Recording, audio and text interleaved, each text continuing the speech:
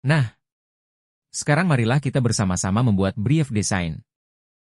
Pada kolom penyedia jasa, baris nama perusahaan diisi dengan nama perusahaan desainer. Pada baris unit kerja diisi dengan unit kerja petugas atau desainer. Pada baris penanggung jawab diisi dengan nama petugas atau desainer. Pada baris alamat diisi dengan alamat perusahaan. Pada baris info kontak diisi dengan nomor HP pegawai atau desainer. Pada kolom profil klien, baris nama proyek diisi dengan jenis proyek yang dipesan, misalnya, desain logo. Pada baris merek klien diisi dengan merek yang dimiliki klien, misalnya, Nukita. Pada baris nama klien diisi dengan nama lengkap klien. Pada baris alamat diisi dengan alamat klien. Pada baris info kontak diisi dengan nomor HP klien. Untuk brief yang dituangkan dari ide sendiri atau dari riset produk sendiri, maka pada kolom profil klien, di baris nama proyek diisikan disesuaikan dengan kebutuhan ide atau survei. Pada baris merek klien, diisikan sesuai merek perusahaan sendiri.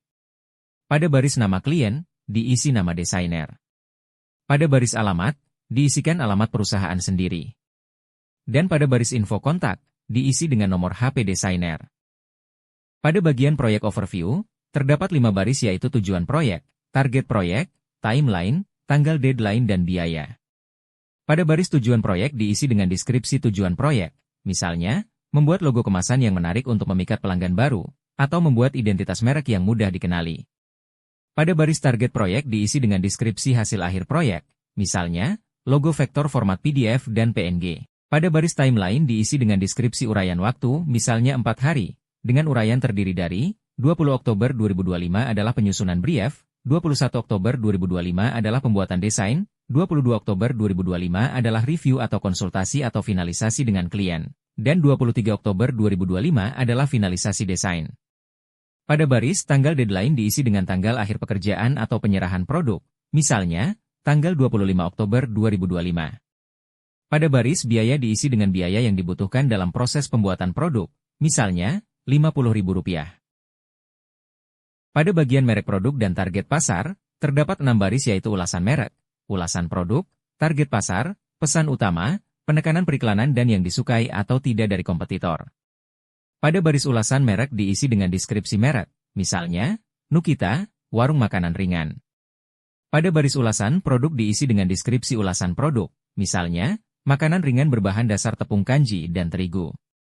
Seperti cimol, molring, macaroni DLL. Pada baris target pasar diisi dengan deskripsi segmentasi pasar yang dituju, bisa dari sudut pandang demografi yaitu umur, jenis kelamin, pendapatan, pekerjaan dan pendidikan atau sudut pandang psikografi seperti hobi, minat, gaya hidup, tingkah laku, pendapat, nilai dan sebagainya, atau misalnya, Gen X 18 sampai dengan 25 tahun dan milenial 25 sampai dengan 50 tahun.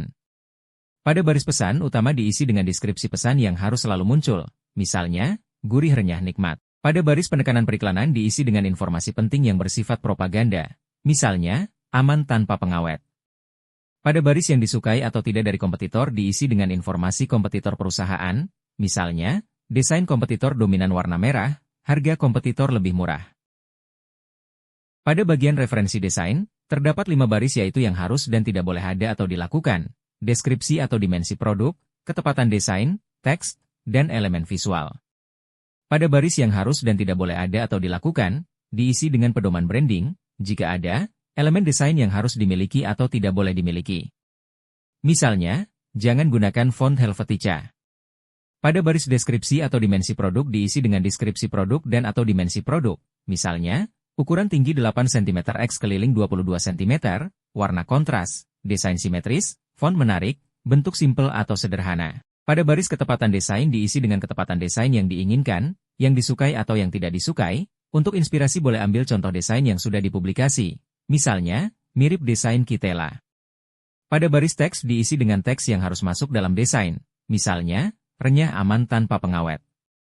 Pada baris elemen visual diisi dengan 2 bagian informasi yaitu, daftar elemen visual yang diinginkan oleh klien, misalnya, logo, brandes font type, stock photo or illustration, brandes color codes, serta tambahkan seperlunya jika ada. Dan satunya lagi adalah, daftar elemen visual yang disediakan oleh desainer, misalnya, logo, brandes font type, dan tambahkan seperlunya jika bisa disediakan. Setelah semua bagian brief desain terisi, Maka pada bagian akhir diberikan informasi tanggal pemesanan dengan format nama kota koma, tanggal pesanan atau pengisian brief, misalnya, Bangil, 20 Oktober 2025. Pada kolom penerima pesanan dituliskan nama dan tanda tangan petugas atau desainer. Terakhir pada kolom klien atau pemesan dituliskan nama dan tanda tangan klien atau pemesan. Demikian cara pembuatan brief, terima kasih.